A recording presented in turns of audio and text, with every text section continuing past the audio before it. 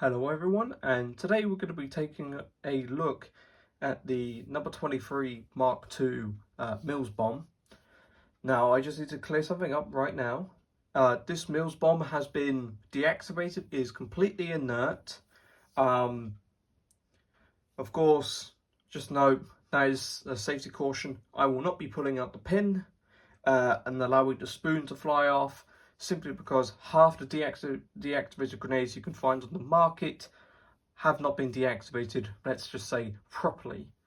And of course, I'm not going to take my chances with this, so it's basically 50-50. But either way, that's not what we're on about. So without any further ado, let's jump right into this quite rare and obscure hand grenade. So here we have the number 23. So it's quite I might as well just show you what it looks like. So it looks like this. It's a fragmentation grenade because it has all these striations. It has the pin. Of course, the pin has been split at the end. Of course, like I said, I'm not going to pull it. I'm just going to put my finger in. Of course, it can't be pulled. It has the base plug underneath.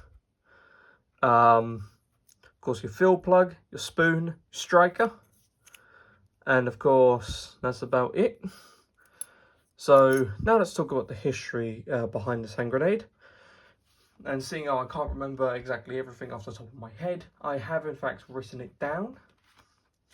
So the number 23 Mills bomb was designed as a rifle grenade. The Mark II version, which is this one, of the number 23 was introduced in January 1917 and declared obsolete by 1918. Now, there was a Mark I to Mark III of the number 23. The Mark I was just basically had a standard number 5 base, whereas the Mark II has this unique base, to which I'll explain about that in a bit. The number 23 Mark II was designated as .303 inch rifle grenade. The Mark II has a purpose-made base for a 5.5 inch 14 centimeter rod. This system was short-lived as it wore out the barrels very quickly. So basically, this wore out the barrels of your short magazine Lee Enfield rifles very quickly because you're having a rod going down the barrel. So, like I said, you have this base plug. This base plug is solely unique to the Mark II, it says there. So it was made by JGW 917, and this was, and it says on the bottom here, number 23 Mark II, just like that. Of course, like I said, this was introduced. Some sources state that this was introduced in 1916. Some say it was introduced in 1917. But all I know was, well, the true fact is that this was declared obsolete by 1918. That's for sure. As really, this hand grenade's a bit useless. So basically, with this base plug, you might be able to see it, but there we go. There's some threads on the inside. Now those threads, like I said, are to screw on a 5.5 inch rod. Now, I don't have a 5.5 inch rod, so we're going to use this one. This is just a spare metal rod out of my, from my wardrobe, or spare. But basically, this is the same type of rod, but it would only be about 5.5 inches, 14 centimeters, new money. Basically, this would have threads on the ends, and you take it, and you would put it down like that, and that's basically the rod grenade. So this rod would get shoved down the barrel of the SMLE, the short magazine Lee Enfield rifle, to which then this would have its own style of grenade firing adapter.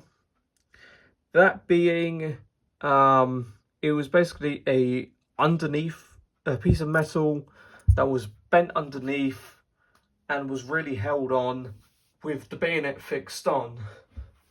I believe the Imperial War Museum or the Royal Armouries have an example of this. It's rather unique, but like I said, not many of these were made. and also it's quite short-lived. But basically, this was quickly replaced by the grenade launching cup. So this hand grenade could still be fired from the cup, but really it would be the later Mark III. So the fuses on these grenades would be a 4 and a 7-second fuse. The 4-second for hand throwing, 7-second for rifle grenade throwing.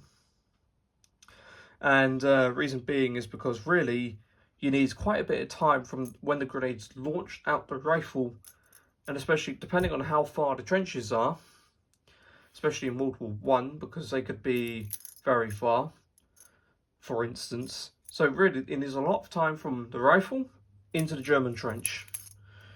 Now, talk about its predecessor. So this grenade was ultimately its predecessor, or its successor, is the number 36. This is just a cast replica, so of course there's no pin. As you can see, that's just cast. But basically, its successor, so the number 23 successor was the number 36.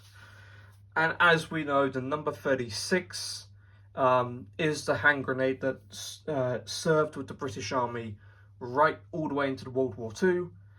And if we're talking the whole entire history of the Mills bomb, this grenade has seen service from about 1915 to 2021.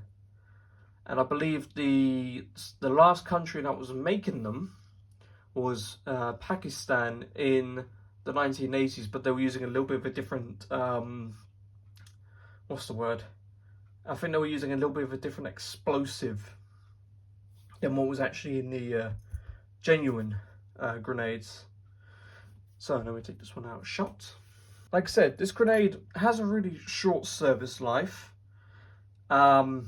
These grenades are, I feel like they're kind of overshadowed by the number 5 and the number 36. And really they're rather unique pieces of history, especially for British history, as we was the first country in World War I to use rifle grenades, which was in this form right here. So I hope you guys enjoyed this video about the number 23 Mark II. This is a relatively short video, not much, well, there is a lot of information about the grenade, but the grenade had a really short, like I said, service life. If you did enjoy this video, then please subscribe, hit the notification bell, like the video, and leave a comment.